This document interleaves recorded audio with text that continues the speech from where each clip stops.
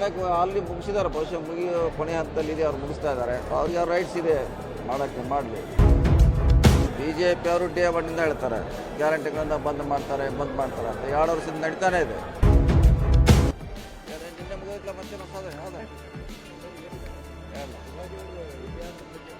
ಹಾಂ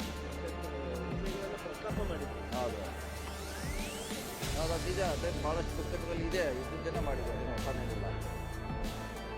ನೈಜ ಸುದ್ದಿ ತಿಳಿಬೇಕು ಜನಕ್ಕೆ, ಭಾಳ ಮುಖ್ಯ. ಇತ್ತಿತ್ತಲಾಗೆ ಬೇರೆ ಬೇರೆ ರೀತಿಯಿಂದ ಹೇಳುವಂಥ ಪ್ರಯತ್ನ ಆಗ್ತಾ ಇದೆ. ಈ ಸರ್ಜು ಕಾಟ್ಕರ್ ಅವರ ಪುಸ್ತಕ ಅದ್ರ ಮ್ಯಾಗ ಬೆಳಕು ಚೆಲ್ಲಿದೆ. ಭಾಳಷ್ಟು ನಿಜವಾದಂಥ ಅಂಶಗಳನ್ನು ಅದರಲ್ಲಿ ಹೊಸದಾಗಿ ಉಲ್ಲೇಖ ಮಾಡಿದ್ದಾರೆ. ಭಾಳ ಒಳ್ಳೆಯ ಕೆಲಸ ಮಾಡಿದ್ದಾರೆ. ಶಿವಾಜಿ ಅವರ ಸೇನೆಯಲ್ಲಿ ಮುಸ್ಲಿಂ ಇರುವಂಥದ್ದು ಕೂಡ ಹೌದು, ಇತಿಹಾಸ ಇರುವಂಥದ್ದು ಸುಮಾರು ಡೈವರ್ಟ್ ಮಾಡುವಂಥದ್ದು ಪ್ರಯತ್ನ ಆಗ್ತಾ ಇದೆ. ಅದೇ ಹೇಳಿದಿಲ್ಲ, ಆಗಬಾರ್ದು. ಸೊ ಮುಸ್ಲಿಮರು ಹಿಂದೂಗಳಂತ ಅವ್ರು ಭೇದ ಭಾವ ಇರಲಿಕ್ಕಿಲ್ಲ, ಎಲ್ಲರೂ ಒಂದೇ ಇದ್ದವರು. ಅವ್ರ ಸೈನಿಕರಲ್ಲಿ ಮುಸ್ಲಿಮ್ಗಳಿದ್ರು, ಹಿಂದೂಗಳಿದ್ರು.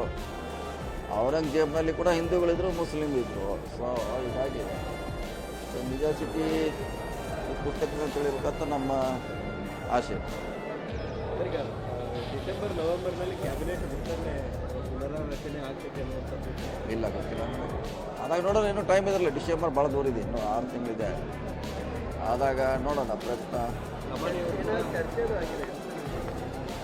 ಅದು ಹೈಕಮಾಂಡ್ ಮಾಡಬೇಕಲ್ಲ, ನಮಗೇನು ಗೊತ್ತು. ಅದೇನು ನಾವು ಸಾಕಷ್ಟು ಹಿರಿಯ ಶಾಸಕರು ಕೂಡ ನಾವು ಇದ್ದಾರೆ ಭಾಳಷ್ಟು ಜನ. ನಾವು ಆಗಬೇಕು 30 ತಿಂಗಳ ನಂತರ ಅಂತ ಭಾಳ ಜನ ಆಸೆಯಲ್ಲಿದ್ದಾರೆ.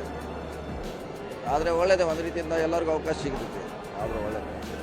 ಅದು ನಿರ್ಧಾರ ಮಾಡುವಂಥ ಪ್ರಯತ್ನ ಹೈಕಮಾಂಡಿಂದ ಆಗುತ್ತೆ. ಯಾಕಂದ್ರೆ ನಮ್ಮ ಲೆವೆಲಲ್ಲಿ ಏನು ಮಾಡೋಕ್ಕಾಗಲ್ಲ. ಸಚಿವರ ಕಾರ್ಯವೈಖರಿ ಬಗ್ಗೆ ಕೂಡ ಏನಾದರೂ ಚರ್ಚೆ ವಿಮರ್ಶೆಗಳು ಆಗ್ತಿಲ್ಲ. ವಿಮರ್ಶೆ ಏನಾಗಿಲ್ಲ. ಅದು ಒಂದು 30 ತಿಂಗಳ ನಂತರ ಮತ್ತೆ ಹೊಸವ್ರು ಕೊಟ್ಟರೆ ಹೊಸ ಲೀಡರ್ಶಿಪ್ ಬೆಳೀತೈತೆ. ಆದರೆ ಒಳ್ಳೆಯದೇ ಒಂದು ರೀತಿಯಿಂದ. ಈಗ ಎರಡು ವರ್ಷದ ಸಮಾವೇಶ, ಸಾಧಾರಣ ಸಮಾವೇಶ ಮಾಡಕ್ಕೆ ಹೋಗ್ತಾ ಇದ್ದೀವಿ. BJP ಇದಕ್ಕೆ ಸಾಕಷ್ಟು ವಿರೋಧ ವ್ಯಕ್ತ ಮಾಡ್ತಾರಲ್ಲ, ಮಾಡೋರಿ. ನಮ್ಮ ಸಾಧನೆ ಹೇಳ್ತಾ ಇದ್ದೀವಿ ರೀ, ಅವ್ರ ಸಾಧನೆ ಹೇಳ್ತಾ ಇಲ್ಲ ನಾವು. ನಮ್ಮ ಸರ್ಕಾರದ ಸಾಧನೆ ಹೇಳ್ತಾ ಇದ್ದೀವಿ ನಾವು. ಅವ್ರಿಗೇನು ಸಮಸ್ಯೆ, ನಮ್ಮ ಸರ್ಕಾರ ಸಾಧನೆ ನಾವು ಮಾಡ್ತಾ ಇದ್ದೀವಿ. ಅವರು ಮಾಡಲಿ, ಅವ್ರು ಯಾರು ಬಿಡಂದ್ರು. ಅವರೇನು 11 ವರ್ಷದಲ್ಲಿ ಅವ್ರಿಗೆ ಹೇಳಲಿ, ಅವ್ರಿಗೆ ಮಾಡಬಾರ್ದು. ನಮ್ಮನ್ನು ನಾವು ಮಾಡ್ತಾ ಇದ್ವಿ 2 ವರ್ಷದ್ದು.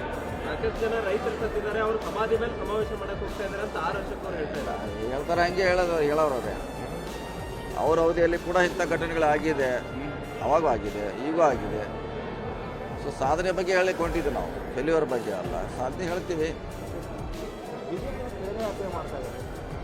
ಆಲ್ರೆಡಿ ಮುಗಿಸಿದ್ದಾರೆ, ಬಹುಶಃ ಕೊನೆ ಹಂತದಲ್ಲಿದೆ, ಅವ್ರು ಮುಗಿಸ್ತಾ ಇದ್ದಾರೆ. ಸೊ ಅವ್ರಿಗೆ ಅವ್ರ ರೈಟ್ಸ್ ಇದೆ ಮಾಡೋಕ್ಕೆ, ಮಾಡಲಿ. ನಮ್ಮ ಸಾಧನೆ 2 ವರ್ಷ ನಾವು ಮಾಡ್ತಾಯಿದ್ದೀವಿ, ನಮ್ಮ ಹಕ್ಕಿದೆ, ನಾವು ಮಾಡ್ತಾಯಿದ್ದೀವಿ. ಸರ್, ಈಗ 2 ವರ್ಷ ಎಲೆಕ್ಷನ್ ಮುಗಿದ ತಕ್ಷಣ ಗ್ಯಾರಂಟಿಗಳು ಬಂದ್ ಆಗ್ತವೆ ಅನ್ನುವಂಥದ್ದು ಚರ್ಚೆಗಳಿದ್ದವು. ಕಳೆದ 2 ವರ್ಷದಿಂದ ಮುನ್ನಡೆಸ್ಕೊಂಡು ಬರ್ತಾ ಇದ್ದೀರಿ.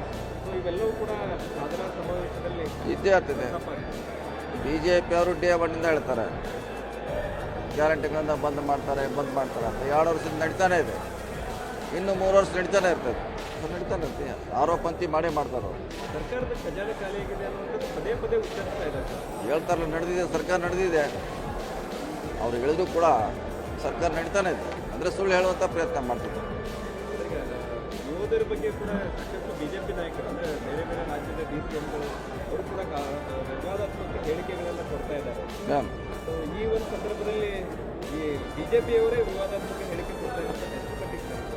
ನೋಡ್ಬೇಕ್ರಿ, ನಾವು ಅವ್ರನ್ನೇ ಕೇಳಬೇಕಲ್ಲ, ಯಾಕೆ ಕೇಳಿದ್ದಾರೆ, ಏನು ಕಾರಣ ಅಂತ. ಈಗ ಅವರೇ ಹೇಳಬೇಕು, ನಾವು ಹೇಳಲಿಕ್ಕಾಗಲ್ಲ.